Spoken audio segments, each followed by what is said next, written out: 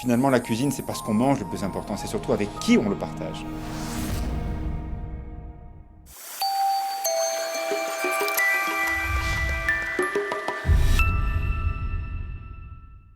Megève, c'est un véritable trésor. Il y a évidemment ce village, cette place de l'église fantastique et les hôtels qui racontent autant d'histoires et de familles qui sont implantées ici à l'année. La famille Sibuet, la rencontre de deux gens d'ici, en l'occurrence Jean-Louis et Jocelyne. L'un est né à Megève, l'autre à quelques kilomètres à Sur-Arly. La rencontre de deux personnalités qui d'abord sont des amoureux de Rochebrune, du Mont-Barbois, du Jayet et qui ont voulu trouver un métier qui leur permette de rester ici. C'est d'abord l'hôtellerie, la construction et puis beaucoup d'autres choses car je crois qu'ils ont vraiment su déceler dans ce territoire toutes ces richesses et l'offrir comme ça aux gens de passage, aux invités de Megève. Je crois que Nicolas et Marie sont en train de réinventer, 30 ans après leurs parents, l'art de recevoir à la montagne. Ça sera peut-être encore moins guindé, encore plus simple, encore plus brut et toujours aussi sincère. Ah, je suis content de les voir tous les deux. Bonjour Marie. Bonjour Alexis. Bon, quand on a les fermes de Marie, forcément on te voit, c'est toi? Ouais. Est-ce que tu es attaché à cet hôtel? Tu es né aux Fermes de Marie, évidemment, c'est pour ça que cet hôtel porte ce nom-là. Quel regard portes-tu sur cet hôtel-là? C'est à toi, c'est ton histoire ou c'est un élément parmi d'autres? Alors je suis pas née aux Fermes de Marie puisque je suis arrivée aux Fermes de Marie on a construit les Fermes de Marie quand j'avais 2 ans. Donc j'ai grandi effectivement, on a grandi vraiment, on a vécu dans cet hôtel, on rentrait de l'école aux fermes, on rentrait manger aux fermes, donc c'est vrai qu'on a vraiment passé toute notre enfance là-bas. On vivait au rythme de cet hôtel, donc nous, les moments de famille, c'était plutôt des moments quand l'hôtel était fermé, donc... Le travail. Oui. Toujours Le travail. Ouais, c'est vrai. Ça fait partie de l'histoire. Donc je dirais qu'on gardera toujours ces souvenirs, mais après aujourd'hui, on a évolué. Ouais. Forcément, en se décalant des choses, on s'en détache un petit peu et en continuant de se développer, on a à chaque fois une nouvelle aventure. Donc une aventure en chasse une autre en fait. Mais on n'oublie pas nos origines, on n'oublie pas d'où on vient et je pense que c'est important. Et on prend toujours autant de plaisir à retourner aux fermes parce qu'on a plus d'histoire là-bas que dans les autres hôtels. Ça c'est sûr. Il y a beaucoup de destinations aujourd'hui, il n'y a pas que Megève, hein. Il y a Lyon, il y a Saint-Tropez, il y a la Baume et peut-être un jour à l'étranger. Et pourtant, tout le cœur de l'entreprise, il reste ici à Megève. C'est pas trop dur ça quand on a 30 ans de vivre à Megève et de se dire tiens finalement on est assez grand, on est assez nombreux pour avoir un siège où vous seriez en famille ou avec d'autres personnes à Paris, à Lyon ou à New York et laisser les maisons tourner toutes seules, non je sais pas.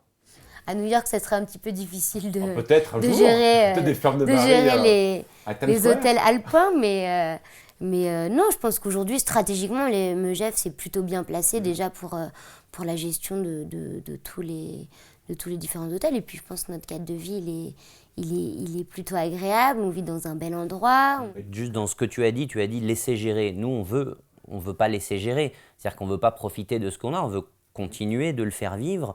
Je pense qu'il vit aussi parce qu'on s'implique dedans, sinon forcément on deviendrait comme un autre groupe hôtelier, comme une autre structure, presque à devenir lambda, à devenir standardisé. Et nous, on veut continuer de mettre cette personnalité, que ce soit celle des uns et des autres. Donc c'est important pour nous d'être présents. Après, vivre à la montagne, moi je pense que c'est une qualité de vie qui est fabuleuse. Donc pour rien au monde, je ne vivrai en ville. J'aime bien y aller, mais j'aime pas y vivre. Jocelyne Sibuet, qui est-elle?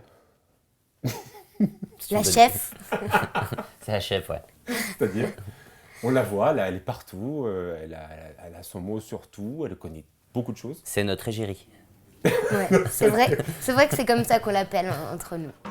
Elle a vraiment le goût des choses, beaucoup d'instinct, difficile à suivre parfois, j'imagine. Oui, forcément. Forcément qu'elle a le goût des choses, forcément qu'elle a la vision.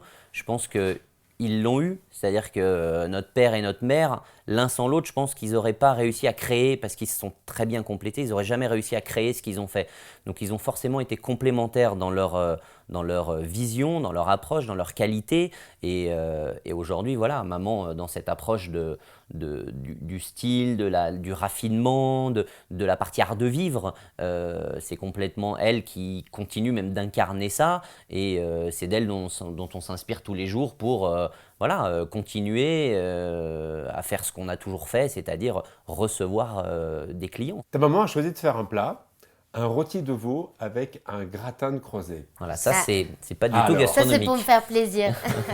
Pourquoi? Non, parce que les creusets, c'est le truc familial Voilà, de notre depuis la grand-mère. grand-mère. Vous n'allez pas mettre votre mère chef aux femmes de Marie, non? Elle pourrait, hein, mais...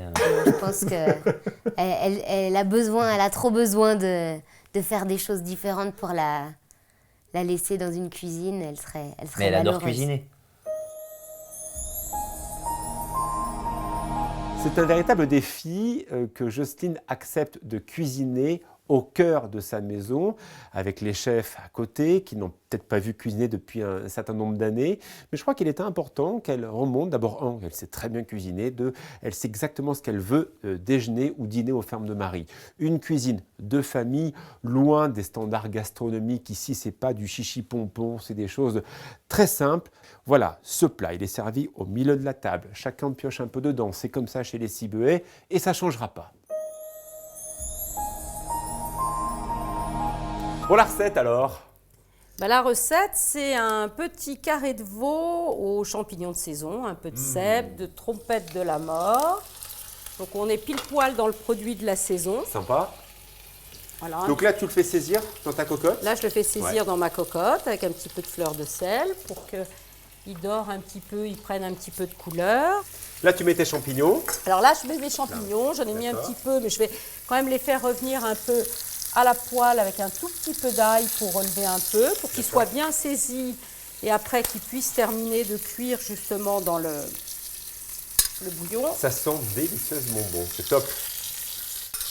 C'est top. Et le fumet va encore...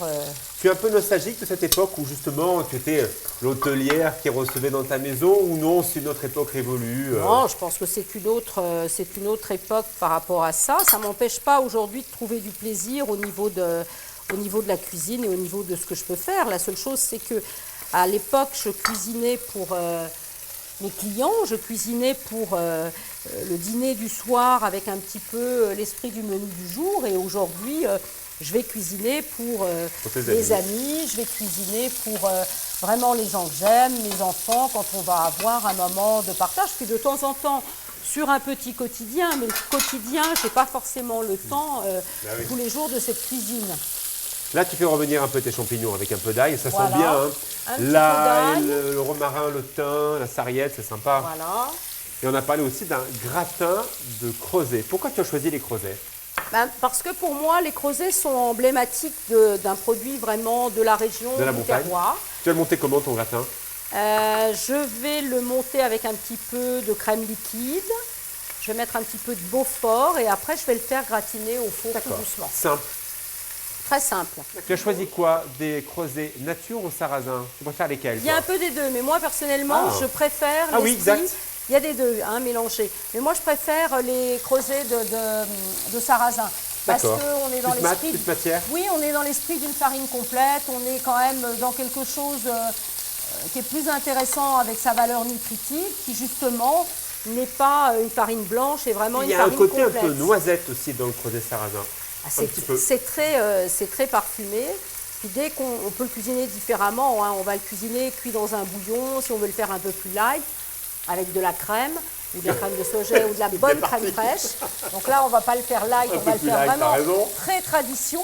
Et puis un petit peu ou de vieux comté ou de Beaufort dans l'esprit pour avoir un petit peu de goût, avoir ce côté gratiné, ça sera excellent.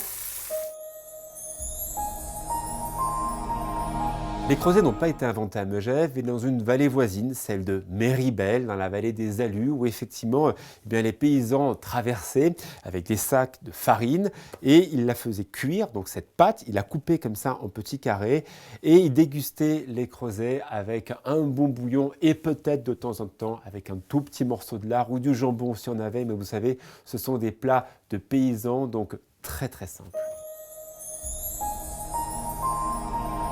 Les creusets sont fabriqués suivant un processus qui est un vrai savoir-faire dans l'entreprise, donc je ne vais pas pouvoir vous raconter tous nos secrets, mais c'est issu d'une fabrication traditionnelle que l'on a adaptée pour pouvoir les fabriquer en plus grosse quantité.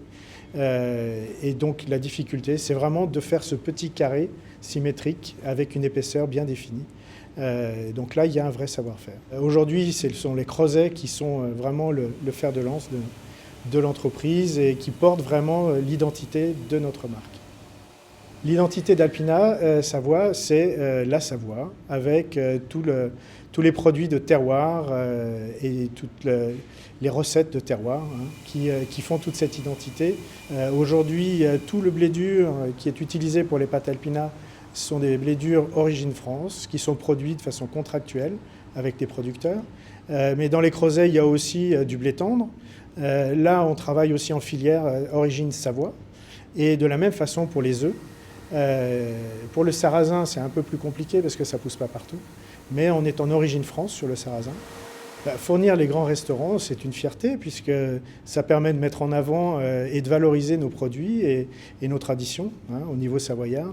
Et aujourd'hui, les restaurateurs sont assez réceptifs à ça. Et en plus, donc, ils reconnaissent la qualité de nos produits.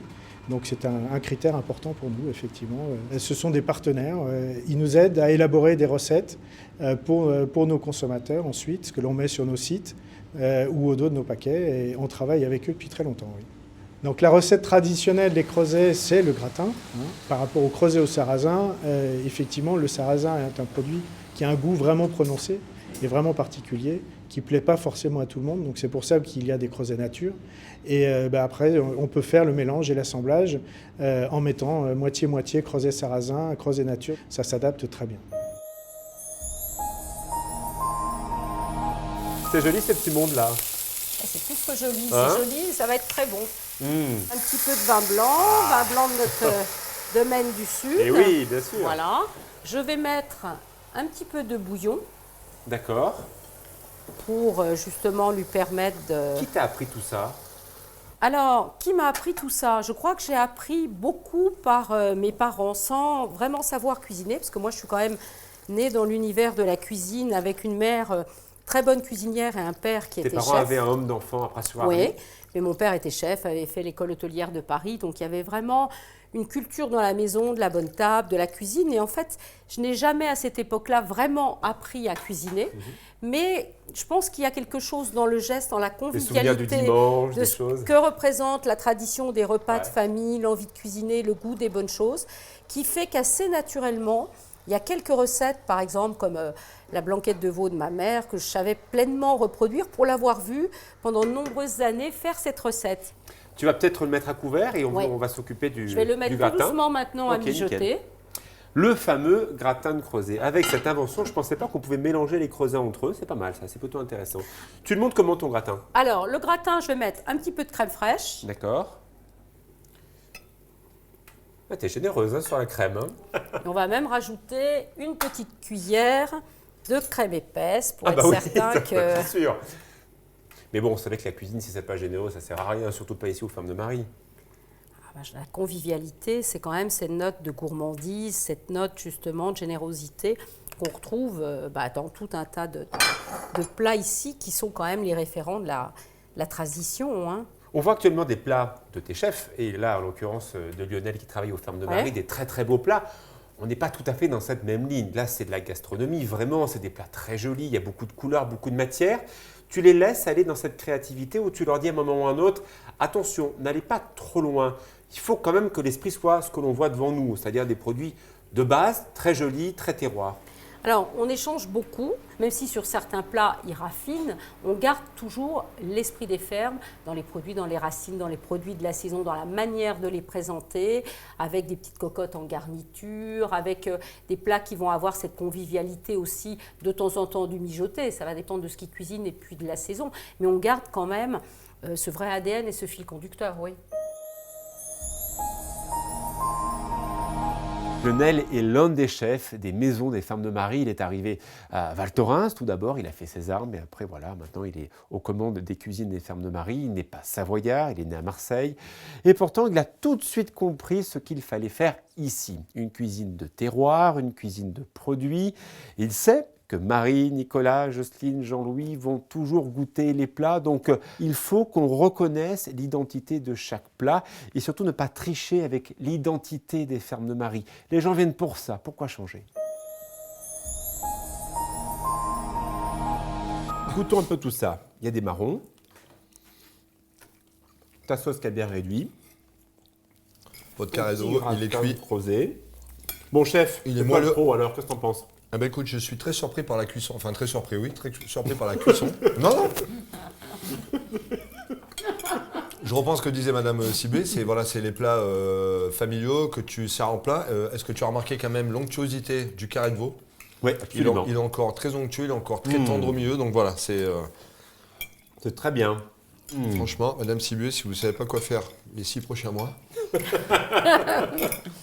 je vous accueillerai vraiment avec grand plaisir dans ma cuisine. Enfin, dans notre cuisine. J'animerai la table d'hôte. Et toi, ça te fait quoi de voir Madame Sibu qui cuisine là, qui fait l'émission, qui fait sa recette? Mais tu sais quoi, moi, Madame Sibu, on a cuisiné quand on a ouvert Altapura à Val Thorens.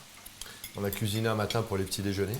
Et moi, ça me fait très plaisir parce que bon, je pense que c'est des gens qui sont ancrés dans. Qui racontent leur histoire. Qui racontent leur histoire. Voilà, Madame qui fait un plat, moi, ça me choque pas. Et au contraire, j'aimerais qu'elle vienne un peu plus nous voir dans la cuisine. Donner la pâte. Tout à fait. Donner un peu l'esprit. Mais donner la pâte, on l'a dans le sens où c'est pas sur le terrain et derrière les fourneaux, mais on échange au niveau des. Tout à fait. Quand tu cuisines, et tu as une finition, tu sais que si tu échanges sur un plat, dans sa garniture, dans sa manière de le cuisiner, comme va travailler Lionel, on va avoir la touche qui va bien, tout ça. Outre le service, on va avoir un échange sur la petite notion de moins de sucre, plus de subtilité, comme ça ou comme ça, dans une cuisson, ou dans la manière de servir ou de garnir. Puis après, dans l'ADN de la cuisine des fermes, on veut respecter les racines des produits par rapport à ce qui est ancré Savoie, les poissons de lac, de superbes fournisseurs au niveau des viandes et des poissons, mais aussi dans le travail du produit de saison et du produit au niveau de ses origines. Il y a des choses qui sont bannies ici dans l'environnement de la montagne, c'est-à-dire que si les pâtissiers veulent faire une tarte à la banane, pour nous, ça manque de cohérence. Encore que la mangue en plein hiver, elle peut avoir de l'intérêt, mais on estime qu'il y a suffisamment de produits qu'on peut travailler par rapport à ça, qui ont de l'intérêt pour... Voilà. Écoutez, moi je me régale. C'est une belle histoire, ces Fermes de Marie. On est vraiment comme à la maison, et c'est ce qu'on voulait. Mais on est comme à la maison. Jocelyne Sibu est une femme remarquable, tout simplement. Une femme qui a un goût, du talent, l'envie de réussir, l'envie de partager tout ça avec sa famille. Une femme très sauvage, très pudique. Très peu de gens la connaissent vraiment. Et je crois qu'au travers de ses réalisations, de ces endroits qu'elle a su créer, on peut peut-être de temps en temps lever quelques voiles sur sa personnalité. Mais je crois qu'à part ses enfants et quelques amis proches, personne ne la connaît vraiment. On est ici à Megève. Et ce village de Megève, tu l'aimes? Je l'adore. Pourquoi? Parce que c'est une vraie vie de village, j'y ai grandi. Pour moi, c'est des racines fortes d'un lieu où on peut vivre toute l'année avec une belle montagne, la montagne dont on rêve. C'est peut-être pas le ski le plus aujourd'hui performant, parce qu'on a encore beaucoup de choses à faire évoluer dans la station, et l'altitude de la station fait qu'on a nos limites, mais on y a une qualité de vie, on y a un environnement et cette vraie vie de village qu'on ne retrouve pas dans bien d'autres stations. Puis Megève a vraiment une forme d'authenticité, mais aussi d'élégance. La vraie signature de Megève, pour moi, c'est cette notion qui est, si je devais résumer Megève, c'est authentique, c'est nature. Et à la fois, c'est élégant. Les gens qui ne le connaissent pas disent Megève. C'est-à-dire qu'ils mettent l'accent, et c'est toujours amusant, quand je vois les Parisiens qui reprennent une appellation, on a l'impression que c'est je ne sais pas quoi. Et en fait... Ça t'agace? Non, ça ne m'agace pas, mais ils ont une idée un peu fausse et une sophistication qui est pas forcément l'image juste de ce qu'est la station. On a quand même une station, on a la chance d'avoir des vaches. Moi, à côté de chez moi, j'ai des vaches dans un pré. On a encore des paysans qui font des petits fromages, qui apportent leur lait, qui ont des vaches. Mais c'est formidable. Combien de villages de montagne, en tout cas en Savoie, en Haute-Savoie, ont la chance d'avoir une station qui a cette notoriété quand même de station de sport d'hiver référente et qui cultive quand même ce patrimoine où ça existe. C'est pas sponsorisé par la station. Ce sont vraiment des gens qu'on leur bête encore à côté. Et ça, surtout, il ne faut pas qu'on le perde parce que c'est quand même l'ADN de l'endroit. Tes enfants parlent beaucoup de famille. Nicolas, il a dit 25 fois dans la rencontre qu'on a fait avec lui. Famille, famille, famille. C'est une tradition forte. Ils ont grandi et été élevés dans ce sens de la famille, de l'esprit de la famille, des valeurs de la famille. Donc je pense qu'on est tous marqués par ce qui nous a un petit peu construit, qui pour moi était très important par rapport à mon histoire de vie, mes parents, mes grands-parents. Et je pense que j'ai essayer de transmettre à mes enfants, quand on parle vraiment de transmission ou d'une transmission professionnelle, ces valeurs, pour moi, somme toute, qui sont importantes. Parce que finalement, tu as fait comme tes parents, Jean-Louis comme les siens, et en l'occurrence, tes enfants ont suivi, alors que vous auriez pu tous faire un autre métier. Alors moi, j'avais toujours dit, je ne ferais jamais... C'est surtout le métier que je ne ferais pas. Ça, c'était une certitude, parce que je trouvais que c'était trop astreignant. J'avais plutôt choisi l'environnement de la beauté, du bien-être. Et puis, on ne dit jamais, jamais. Donc, en fait, je me suis retrouvée à faire ce métier en disant pendant de nombreuses années « Ah, mais je ne suis pas du tout faite pour ça ». Parce que c'est un métier qui est quand même difficile, avec beaucoup d'horaires, peu justement de disponibilité pour sa famille, ses enfants petits à voir grandir. C'est difficile pour toi ça, le fait de ne pas avoir assez de temps pour les voir grandir, parce que voilà, l'hôtel toujours mieux. C'est toujours un dilemme d'être passionné par un environnement professionnel qui n'a pas d'horaire. On sait quand on commence, on ne sait jamais quand on va rentrer et quand on finira. En tout cas, moi, mes années d'hôtellerie, de ferme de mari, c'était ça. C'était, on arrive le matin et on ne repart pas, on ne sait pas à quelle heure. Ça peut être 10h du soir, mais ça peut être 2h du matin. Donc ça, c'était quand même l'histoire de vie, mais sans regret, parce que assez passionnant, assez animé, avec des rencontres, donc ça, c'est quand même formidable, parce que je pense que quand on est passionné au fil du temps par quelque chose et qu'on le vit pleinement, bon ben voilà, que de mieux que de la passion. Tu as élevé tes enfants ici, au cœur des fermes de Marie, avec juste une toute petite porte pour faire la liaison entre l'hôtel et la maison. Pas facile d'élever des enfants avec tous ces clients autour, prendre le temps qu'il faut. Il y a toujours des clients qui ont des problématiques à gérer. Et c'est le sort de tellement d'hôteliers, ça. Oui, mais je pense qu'ils ont eu beaucoup de chance par rapport à tout un tas d'autres parents. À la fois, on travaillait beaucoup, donc c'est vrai qu'ils étaient avec des parents qui ne terminaient pas à 6h ou 7h du soir, avec des horaires, on va dire, ouvrés et déterminés. Mais à la fois, ils n'étaient pas privés et ils avaient leurs parents à côté. Et quelque part, ils ont vu cet environnement. Là encore, c'est comme la recette de cuisine qu'on n'a pas appris, mais on regarde et c'est un petit peu inné et on la voit faire, on la voit fonctionner parce qu'on a vu quelque part ses parents faire des choses. Donc on n'a jamais quelque part forcé. Moi j'ai toujours une volonté de dire ils font ça, ils font autre chose. Mais les choses se sont vraiment faites naturellement. Et je me souviens de ma fille qui a dit un jour « Ah là, moi je ne sais pas ce que je veux faire ». Elle avait vraiment la même réaction que moi, mais je ne ferai surtout pas le métier de ma mère. Et c'était très drôle parce que quand on dit j'ai dit la même chose 30 ou 40 ans avant et j'ai fait exactement ce métier-là. Et finalement, ma fille a dit la même chose. Et elle a fait ce métier-là, mais sans que jamais j'y sois pour quelque chose, que je dis, bah, tu fais ce que tu veux, ce dont tu as envie, mais je n'avais pas du tout. L'essentiel, je pense que c'est faire un métier qui nous plaît, qui nous correspond. On y passe trop de temps pour faire quelque chose à contre-cœur, où on n'y mettrait justement pas ses tripes, son cœur dans l'énergie. Et tu es fière d'eux ? Ah oui, oui, oui. Pourquoi ? Parce que je crois que quand on voit grandir des enfants et quand on fait tout pour qu'ils fassent quelque chose, quand on voit le devenir et ce qu'ils sont, on est touché.